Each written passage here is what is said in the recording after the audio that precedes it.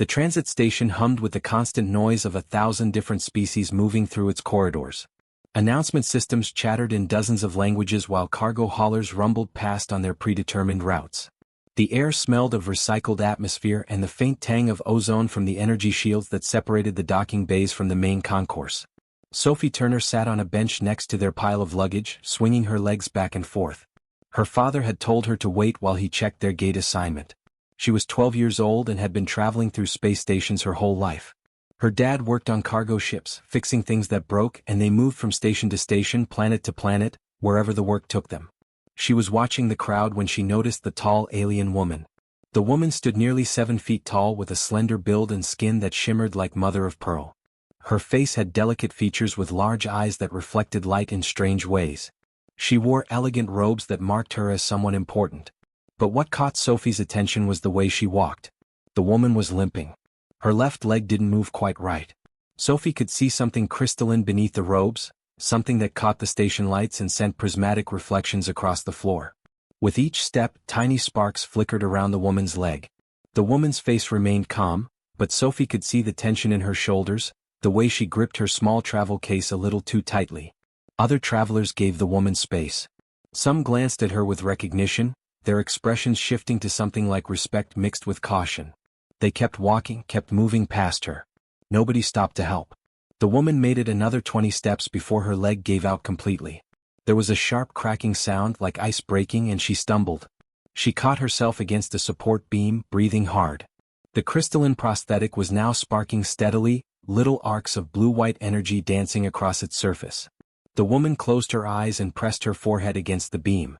Sophie stood up. She looked around for her father, but he was still somewhere in the crowd near the information displays. She looked back at the woman who was now trying to stand again and failing. The prosthetic wouldn't support her weight. Sophie walked over. As she got closer, she could see the prosthetic more clearly. It was beautiful in a way, like someone had carved a leg from pure crystal and filled it with tiny points of light. But it was also clearly broken. A crack ran through part of the housing, and the internal mechanisms were making a high-pitched whining sound. "Excuse me," Sophie said. "Are you okay?" The woman opened her eyes and looked down at her. Up close, Sophie could see that the woman's eyes had no whites at all. They were completely iridescent, shifting through colors as she moved her head. The woman's expression was difficult to read, but Sophie got the impression she was surprised. "I am fine, child," the woman said. Her voice had a musical quality, like several tones at once. "Please return to your family." "You don't look fine," Sophie said. "Your leg is broken." The woman's expression hardened. "It is a prosthetic, not a leg. And it is not broken. It is experiencing a temporary malfunction."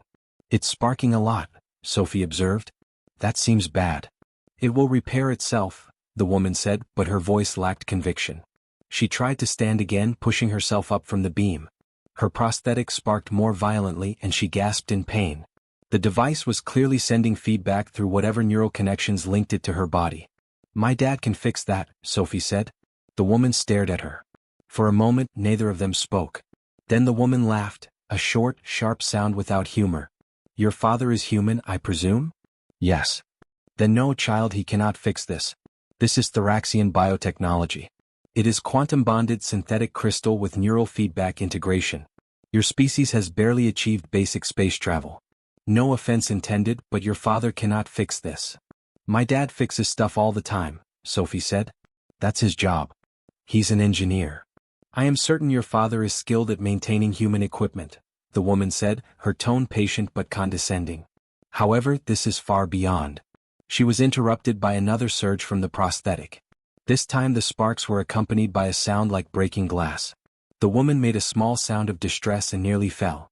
Sophie reached out instinctively to steady her, though the woman was far too tall and heavy for Sophie to actually support. The woman looked down at Sophie's hand on her arm. When she spoke again, her voice was quieter. "I appreciate your concern, child. But I must reach the medical facility 3 stations from here. I do not have time for misguided assistance." "But you can't walk," Sophie pointed out. "How are you going to get there?" The woman had no answer to that. She looked at her prosthetic, at the increasing sparks, at the crack that was slowly spreading through the crystal housing. Her hands trembled slightly. "Where is your father now?" she asked finally. "Over there somewhere," Sophie said, pointing toward the information displays. Checking our gate. I can go get him. That will not be necessary. I am certain he is. Sophie. Her father's voice cut through the crowd. Greg Turner appeared, carrying 2 additional bags he'd retrieved from a storage locker. He was a solidly built man in his late 30s with grease permanently embedded under his fingernails. I told you to stay with the luggage. What are you? He stopped when he saw the Thoraxian woman. His eyes went immediately to the malfunctioning prosthetic. Oh, he said. I see. I apologize for my daughter bothering you, Greg said to the woman. She has a habit of trying to help everyone. Come on, Sophie, let's. Dad, her leg is broken, Sophie said. Can you fix it? Greg looked at the prosthetic again, really looked at it this time. Sophie could see the change in his expression, the way his eyes focused and his analytical mind engaged. He tilted his head slightly, studying the way the crystal fractured light, the pattern of the sparks, the whine of the internal mechanisms. That's Thoraxian work, he said softly. Quantum-bonded matrix. Neural integration. Probably self-repairing under normal circumstances. He paused. But something's interfering with the repair protocols. The cascade is feeding back into itself. The woman stared at him. You recognize Thoraxian engineering? I've seen it before, Greg said. Never worked on it, but I've seen it. May I ask what happened? The woman hesitated. Sophie could see her pride warring with her desperation. The prosthetic sparked again, more violently this time, and the woman flinched. I do not know, she admitted. It functioned perfectly this morning. I was walking through the station when it simply began to fail. The self-repair systems activated but seemed to be making the problem worse. How far do you need to travel? Greg asked. 3 stations. There is a medical facility that can replace the prosthetic entirely. But I cannot walk and I cannot afford to miss my transport. It leaves in 4 hours. Greg set down the bags and knelt next to the woman's prosthetic, not touching it but examining it closely. May I take a closer look? I won't touch anything without your permission. The woman looked at him for a long moment. Then she looked at Sophie, who smiled encouragingly. Finally she nodded. I suppose I have nothing to lose, she said quietly. Yes, human. You may look. Greg pulled a small toolkit from his bag and opened it on the floor. The tools inside were basic by any standard. A multimeter, some screwdrivers, a small light, wire cutters, and various other implements that looked primitive compared to the elegant technology of the prosthetic. Vensala watched him with an expression that seemed caught between curiosity and disbelief. Tell me about the prosthetic, Greg said as he activated his small light and shone it along the crystal structure. How long have you had it? 3 years, Vensala said. It was created specifically for me by the finest engineers on Therax Prime. The quantum matrix is bonded to my neural pathways. It responds to my thoughts as naturally as my original leg did. And it's never malfunctioned before? Never. Thoraxian technology does not malfunction. We design for permanence and perfection. Greg made a small humming sound as he moved the light along a particular section of the crystal. Sophie sat down cross-legged nearby, watching her father work. She had seen him do this hundreds of times before, examining broken equipment with that focused intensity that meant he was thinking through a problem. The quantum bonding is still intact, Greg said. I can see the energy matrix flowing through the crystal lattice. The neural feedback systems are active too. See these pulses here? He pointed to tiny flickers of light deep within the crystal. That's your nervous system communicating with the device. Vensala leaned forward despite herself. You can read Thoraxian biometrics? Not read them exactly, Greg admitted. But I can see patterns. Energy flows in predictable ways even in advanced systems. The patterns tell me what's working and what isn't. He moved his light lower, to where the prosthetic connected to what remained of Vensala's natural leg. There. That's your problem. Where? Vensala asked. I see nothing wrong. That's because you're looking at the complex parts, Greg said. The quantum matrix, the neural bonding, the self-repair systems. All of that is working fine. But here, in this housing assembly that protects the connection point, there's a structural crack. See it? He pointed to a spot where the crystalline casing met a more conventional-looking bracket. There was indeed a hairline fracture, barely visible even with the light shining directly on it. That is a minor cosmetic flaw, Vensala said. It cannot possibly be causing a complete system failure. It's not cosmetic, Greg said. This bracket handles the load distribution. When you walk, your weight transfers through this point. The crack means the load isn't distributing evenly anymore. The crystal itself is trying to compensate, but it's creating stress patterns that interfere with the quantum bonding. Your self-repair systems are trying to fix the quantum interference, but they can't address the mechanical problem that's causing it. So they just keep recalibrating, which creates more stress, which creates more interference. It's a feedback loop. Vensala stared at him. That is, actually a logical analysis. But if you are correct, the solution would require replacing the entire housing assembly, which would require a full fabrication facility and Thoraxian engineers who understand the quantum specifications. Or, Greg said, sitting back on his heels, I could create a bypass support that takes the load off the damaged bracket. The quantum systems could continue functioning normally if we eliminate the mechanical stress.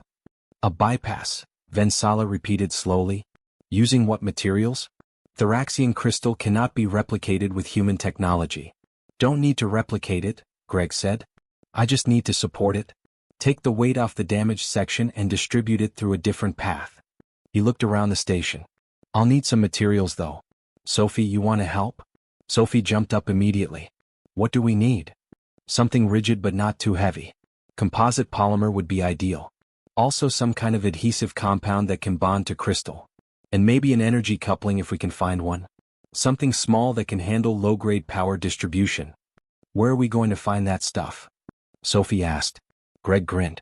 This is a transit station. There's always spare parts somewhere. Come on. Vensala watched as the human father and daughter walked away, leaving her sitting against the support beam with her broken prosthetic. She felt oddly vulnerable, but also something else she couldn't quite identify. Hope perhaps. Or maybe just curiosity about what these strange humans thought they could accomplish. 20 minutes later, they returned carrying an odd assortment of items. Greg had a section of polymer paneling that looked like it had been cut from a cargo container. Sophie carried what appeared to be a burnt-out power coupling from some kind of machinery. Greg also had a tube of industrial adhesive and several strips of flexible metal. Recycling center? Vensala guessed. Maintenance bay, Greg corrected. Talked to the station engineer. Nice guy. Told him we needed some scrap for a repair project. He let us poke around. You acquired discarded materials from a waste facility, Vensala said flatly. To repair a prosthetic that cost more than most human spacecraft. Yep, Greg said cheerfully, kneeling back down with his salvaged materials. Sometimes the best solutions are the simple ones. He began working. First, he used his cutting tools to shape the polymer panel into a curved brace that could wrap around the damaged section of the prosthetic. His hands moved with practiced efficiency, measuring by eye and cutting with precision. Sophie handed him tools before he asked for them, the two of them working in silent coordination that spoke of years of similar collaborations. Vensala found herself leaning forward to watch. Greg was creating a support structure that would sit outside the crystal housing, bridging the damaged section entirely. The design was crude compared to Thoraxian engineering, but it was also surprisingly elegant in its simplicity. He was solving a complex problem with basic mechanical principles. This polymer, Vensala said. It is not designed to interface with quantum-bonded systems. It doesn't need to, Greg said, not looking up from his work. The quantum systems are fine. I'm just giving the physical structure something to lean on. He picked up the power coupling and began carefully disassembling it. This is trickier. Your prosthetic is generating a lot of feedback interference right now because of the stress patterns. I'm going to use this coupling as a buffer. It'll absorb some of that wild energy and bleed it off safely. That coupling is designed for industrial machinery, Vensala said. Not bioneural interfaces. True, Greg agreed. But energy is energy. This can handle the voltage and frequency range. I'll just need to tune it a bit. He worked for another hour. Sophie sat nearby, sometimes asking questions about what her father was doing, sometimes just watching in comfortable silence. Other travelers passed by, some glancing curiously at the scene but none stopping to interfere. A human working on alien technology with spare parts was apparently not the strangest thing happening in the station that day. Finally, Greg sat back and examined his work. The prosthetic now had a curved brace wrapped around the damaged section, held in place with the industrial adhesive and reinforced with the flexible metal strips. The power coupling was integrated into the structure, its indicators glowing softly as it processed the excess energy from the malfunctioning systems. Okay, Greg said. Try standing. Vensala hesitated. Then she placed her hands on the support beam and slowly pushed herself up.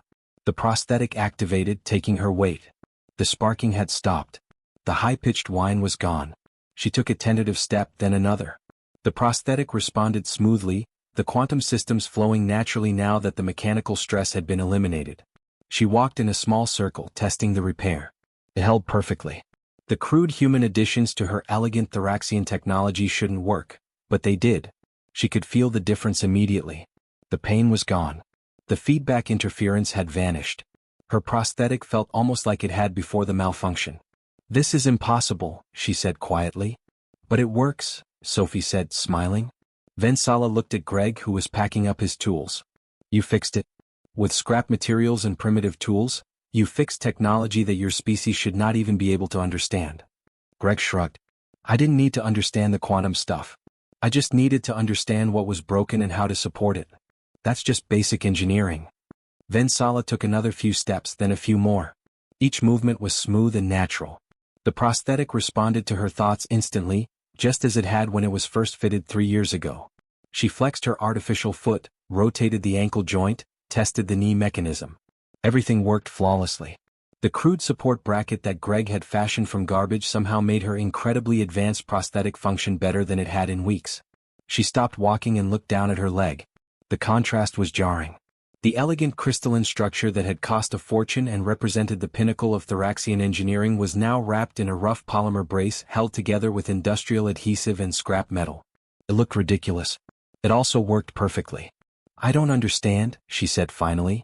"The self-repair systems in this prosthetic are more advanced than most species' primary computers. They should have identified and corrected the structural failure within minutes. Instead, they made the problem worse. How did you know what they would miss?" Greg was putting his tools back into his kit, organizing them carefully in their designated slots. "Self-repair systems are great for complex problems," he said. "But they're designed to look for complex solutions. A simple mechanical break doesn't register as the kind of problem they're programmed to solve. It's like asking a master chef to fix a broken plate. They're skilled, but that's not their job." "But you saw it immediately." "Because I've fixed a lot of broken things," Greg said. "When something doesn't work, I look for the simplest explanation first. Usually that's where the problem is. Not always, but usually." Sophie had wandered over to their luggage and was checking the time display on the nearby monitor. "Dad, our transport leaves in 2 hours. We should probably head to the gate." "Right," Greg said, standing up and hefting one of their bags. He looked at Vensala. "You said your transport leaves in 4 hours? You should have plenty of time now." Vensala watched him prepare to leave, this human who had just accomplished something that should have been impossible. "Wait," she said. "I cannot simply let you walk away. You have provided me with a service of immense value. I must compensate you properly." "That's not necessary," Greg said. "It is absolutely necessary," Vensala insisted. "Among thoracians, a debt of this magnitude requires formal repayment. Name your price." Greg looked uncomfortable. "Really, it's fine. I was happy to help." "Please," Vensala said. "I insist. At minimum, allow me to buy you a meal while you wait for your transport. It is the least I can do." Greg glanced at Sophie, who nodded enthusiastically. "Well," he said, "I guess we do need to eat before we board. If you're sure it's not an imposition." "After what you have done for me, sharing a meal is hardly an imposition," Vensala said. She gestured toward a row of restaurants visible through the concourse. "There is a multi-species establishment nearby. Shall we?" They gathered their belongings and walked together toward the restaurant. Vensala noticed how differently she moved now. Before, every step had been calculated to minimize pain and avoid putting too much stress on the failing prosthetic. Now she walked naturally, not thinking about each movement. The relief was profound. The restaurant was designed to accommodate various species, with sections for different atmospheric and gravitational preferences. They found a table in the neutral zone, where the environment was comfortable for both humans and thoracians. A server approached, an amphibious creature who spoke through a translation device, and took their orders. Once the server left, Vensala studied the 2 humans across from her. The father and daughter sat comfortably together, the ease between them speaking of a close relationship. Sophie was examining the menu display with interest, occasionally asking her father questions about the various alien dishes listed. "How long have you worked as an engineer?" Vensala asked Greg. "Most of my adult life," Greg said. "Started as an apprentice on a mining station when I was 18. Worked my way up through various ships and facilities. Now I do maintenance on cargo vessels." The work takes us all over, which Sophie seems to enjoy. It's interesting, Sophie said. We get to see different planets and stations. Dad teaches me stuff while we travel. You teach her engineering? Vensala asked. Some, Greg said. Basic principles. How things work, why they break, how to fix them. Same way my father taught me. It's useful knowledge no matter where you end up. Their food arrived and they ate in companionable silence for a while. Vensala found herself thinking about what Greg had said. Teaching his daughter the same skills his father had taught him. A chain of knowledge passed down through generations, not through formal schooling or advanced technology, but through direct experience and practice. May I ask you something? Vensala said after a while. Of course, Greg replied. Why did you help me? You did not know me. I was rude to both you and your daughter when you first approached. Yet you spent 2 hours of your time repairing my prosthetic and refused any payment. Why? Greg looked surprised by the question. You needed help. We could provide it. That seems like reason enough. But you gained nothing from helping me. That's not true, Greg said. I got to work on an interesting problem. I learned something about Thoraxian engineering. And Sophie got to see how improvisation and basic principles can solve complex problems. That's valuable experience for her. Also, you seemed really sad when your leg broke, Sophie added. Nobody else was helping you. That didn't seem right. Vensala was quiet for a moment. Among my people, such altruism is rare. We value self-sufficiency very highly. To accept help is to acknowledge weakness. To offer help is to imply that the other person is incapable. That sounds lonely, Sophie said simply. Vensala found she had no response to that. It was lonely now that she thought about it. The pride that Thoraxians held so dear often meant suffering in silence rather than admitting vulnerability.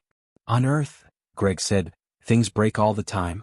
Weather, natural disasters, equipment failures.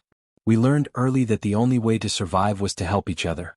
If someone needed assistance, you provided it because someday you would need assistance too. It's just how we do things. Your world must be very harsh if cooperation is necessary for survival. Earth's a challenge sometimes, Greg admitted. But it teaches you to adapt. To make do with what you have. To fix things instead of replacing them, because replacement isn't always an option. Vensala looked down at her prosthetic again, at the ugly but functional repair work. We do not fix things on Thorax, she said quietly. Our technology is so advanced that it rarely fails.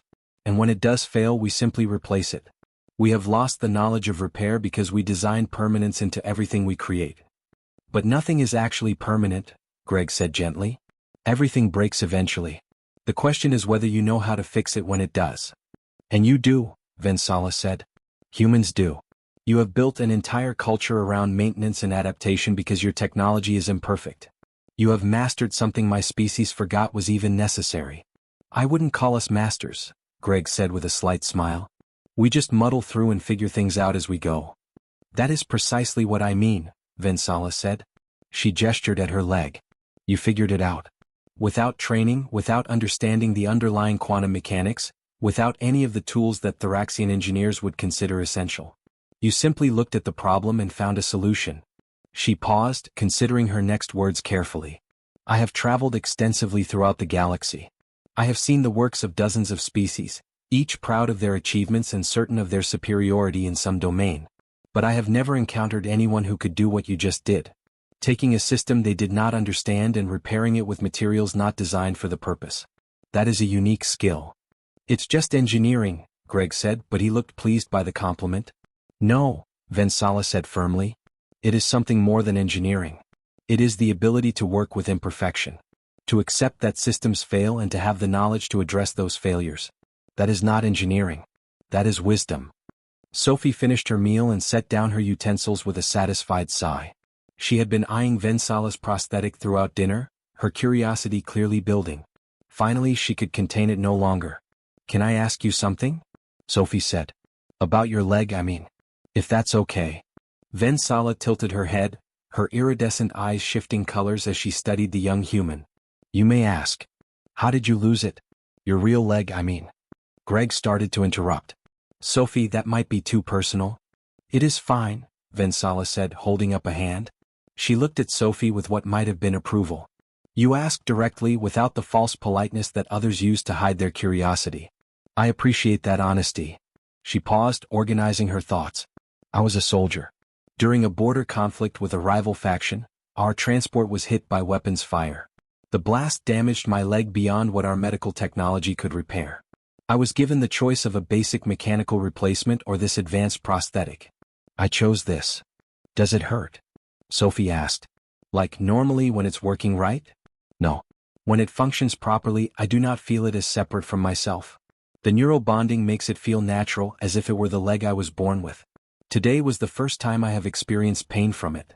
That must have been scary, Sophie said. Being somewhere far from home when it broke. It was, Vensala admitted. Something about the child's straightforward empathy made it easy to be honest. I felt helpless. I am not accustomed to helplessness. But you're okay now, Sophie said. Dad fixed it. Your father fixed it, Vensala agreed, looking at Greg. Which brings me back to a question that troubles me. How is it that human technology is so far behind most spacefaring species, yet humans possess skills that those advanced species lack? Greg leaned back in his chair, considering the question. I think it's because our stuff breaks a lot, he said. Human technology isn't as reliable as what other species build. Our ships need constant maintenance. Our equipment fails regularly. Our infrastructure requires endless repairs. It's frustrating sometimes, but it means we've had to get really good at fixing things. You said you learned from your father, Vensala said. Tell me about that. Greg smiled, a distant look in his eyes. My dad was a maintenance worker on a colony ship. One of those early generation ships that took decades to reach their destination. Everything on those ships was constantly breaking down because they were built with whatever materials humans could scrape together at the time. My father spent his whole life keeping that ship running. He learned from the generation before him, and he taught me. What kinds of things did he teach you? Sophie asked. She had heard some of these stories before, but she never tired of them. Everything, Greg said. How to diagnose a problem by listening to the sound an engine makes. How to improvise parts when you don't have the right components. How to prioritize repairs when everything is broken and you can only fix one thing at a time. But mostly he taught me to look at problems differently.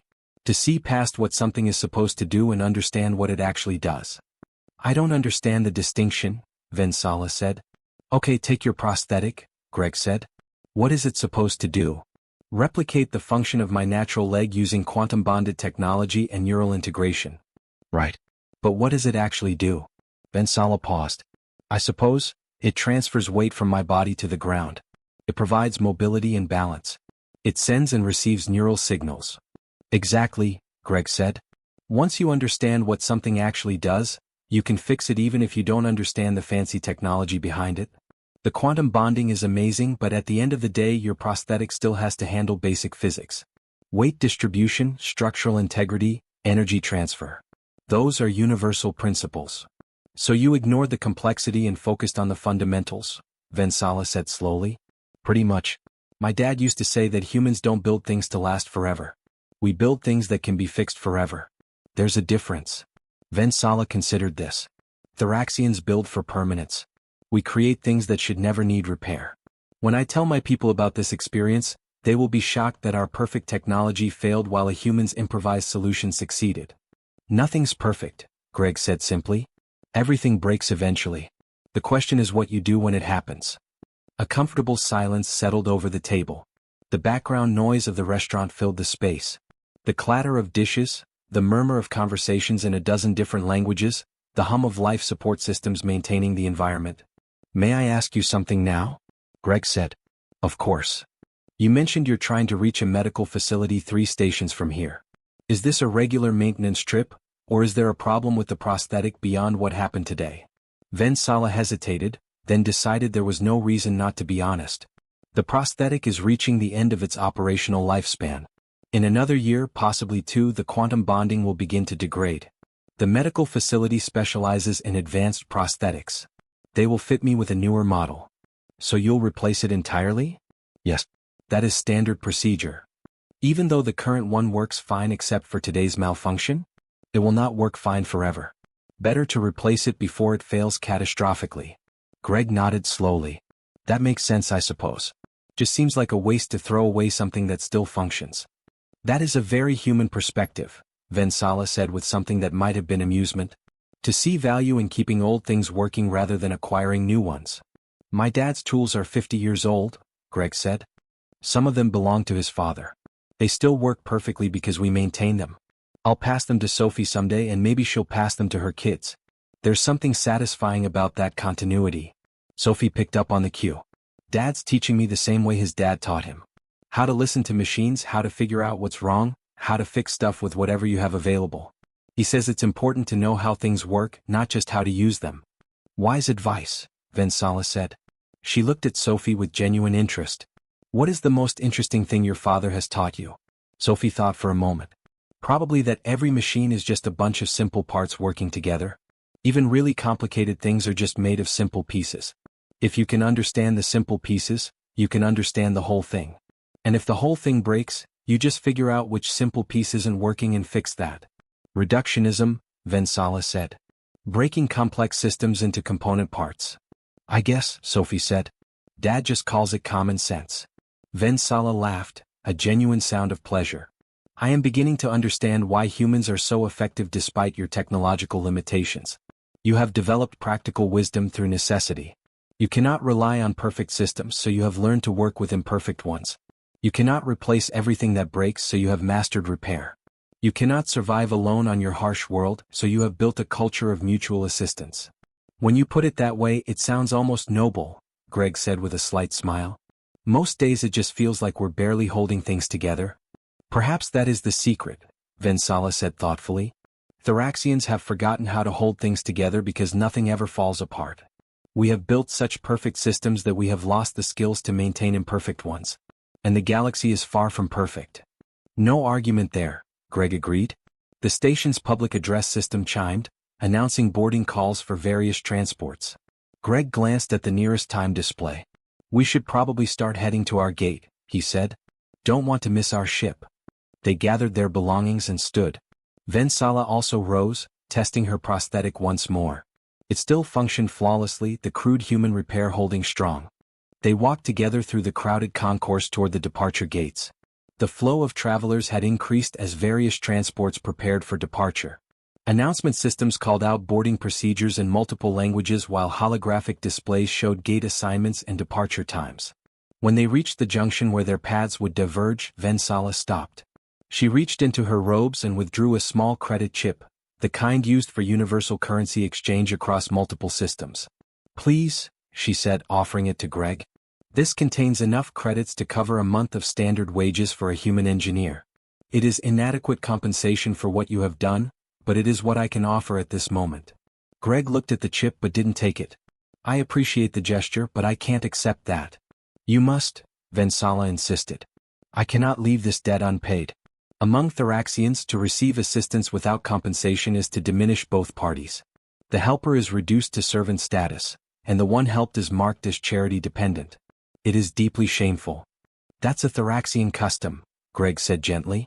Not a human one. I helped you because you needed help and I could provide it. That's enough. Vensala stared at him, her iridescent eyes cycling through colors that might have indicated confusion or distress. I do not understand. You spent 2 hours of your time. You used your skills and knowledge. You solved a problem that my own people's engineers could not solve. This has value. Significant value. Why would you refuse compensation? Because that's not why I did it, Greg said. I didn't help you expecting payment. I helped you because it was the right thing to do. But surely your time has value. Your skills have value. They do, Greg agreed. And my employer pays me for them. But this wasn't work. This was just helping someone who needed it.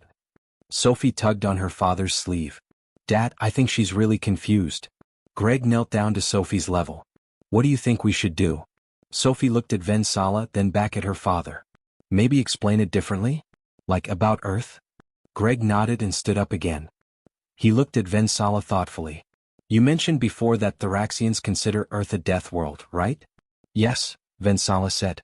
Your planet is classified as highly dangerous by Thoraxian standards. Extreme weather variations, active geological instability, aggressive predatory species, multiple toxic substances in the environment.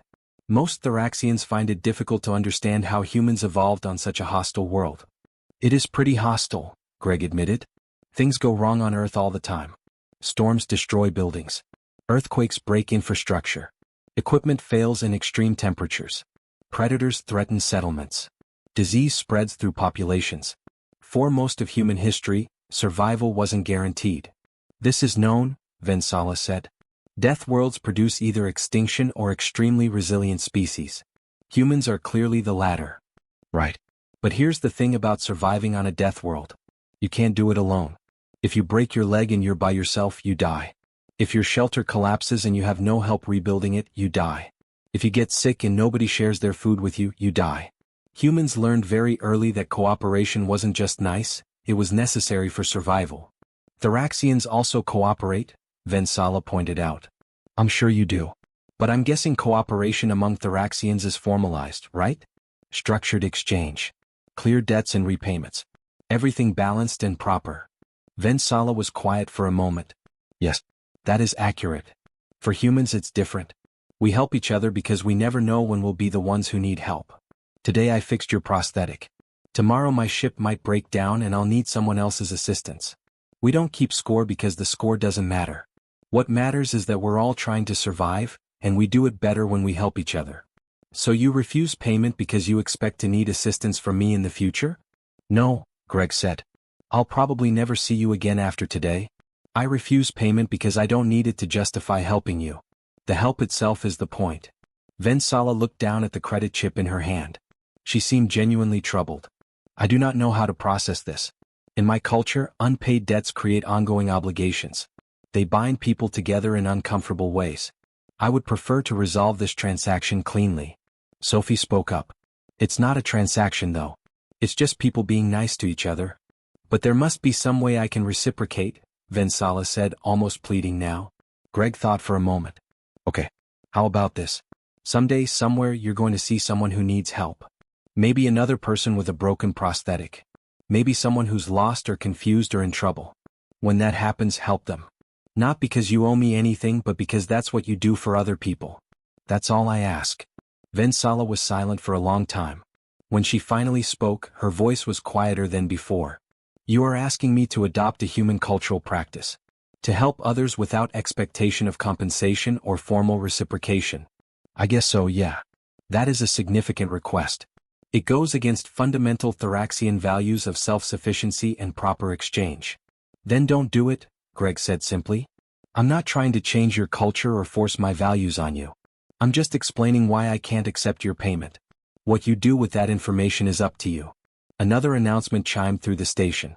Greg glanced at the time display and winced. We really do need to go. Our boarding window closes in 15 minutes. He offered his hand to Vensala in the human gesture of farewell.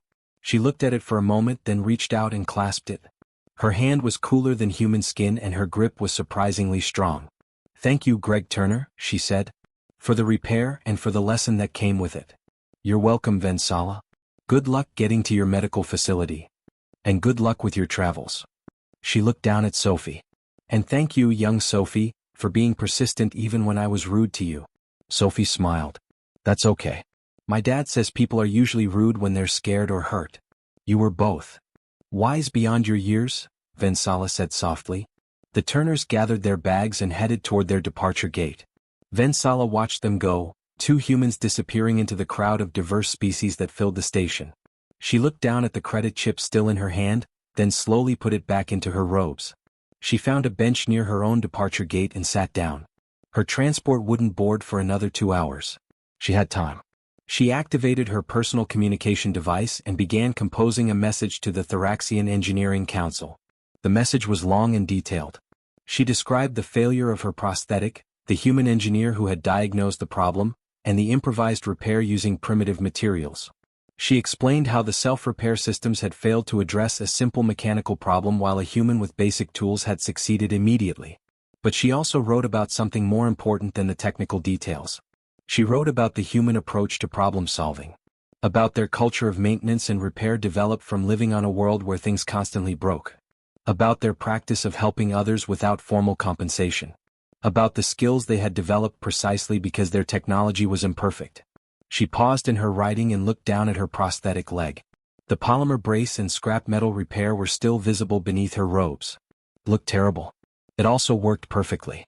The quantum-bonded crystal and the crude human addition functioned together seamlessly, each compensating for the other's weaknesses. There was a lesson there, she thought. Thraxians had built wonders that should never fail. They had created perfection through advanced technology and careful engineering. But they had also lost something in that pursuit of perfection. They had lost the knowledge of how to work with imperfection, how to adapt when things went wrong, how to fix rather than replace. Humans, with their primitive technology and their dangerous world, had kept that knowledge. They had built it into their culture so deeply that it became instinct. They fixed things because things broke. They helped each other because survival required it. They improvised because they had no other choice. And somehow, that made them more capable than species with far more advanced technology. Vensala finished her message to the Engineering Council. She didn't know if they would listen. Thraxian pride was strong, and admitting that a human had solved a problem they couldn't was not easy. But she felt compelled to try. She sent the message and leaned back on the bench. Her prosthetic no longer hurt. The repair would hold until she reached the medical facility, and probably well beyond that. She thought about Greg's words about helping someone else when the opportunity arose. Maybe she would. Maybe she would adopt this strange human custom of assisting others without formal exchange. It seemed inefficient by Thraxian standards. But then again, her people's efficient systems had left her stranded in pain while a human's inefficient kindness had saved her. The galaxy was a strange place, she reflected. Full of different species with different values and different strengths. Some built wonders that never broke. Humans built the skills to fix anything that did. And somehow, in the vast complexity of galactic civilization, both approaches had value. Perhaps more value together than either had alone. Her transport was called for boarding. Vensala stood, tested her prosthetic one final time and walked toward her gate. She walked without pain, without hesitation, carrying with her both a working leg and a new understanding of what made humans unique in the galaxy. Behind her, in a different part of the station, Greg and Sophie boarded their transport. Neither of them thought much about the encounter. It had been a problem that needed solving and they had solved it. Tomorrow would bring new problems, new repairs, new opportunities to help. That was simply how humans lived. And somewhere in the space between those two departures, in the brief moment of connection between two very different species, something important had happened. Knowledge had been shared. Understanding had grown. And the galaxy had become just slightly more connected than it had been before.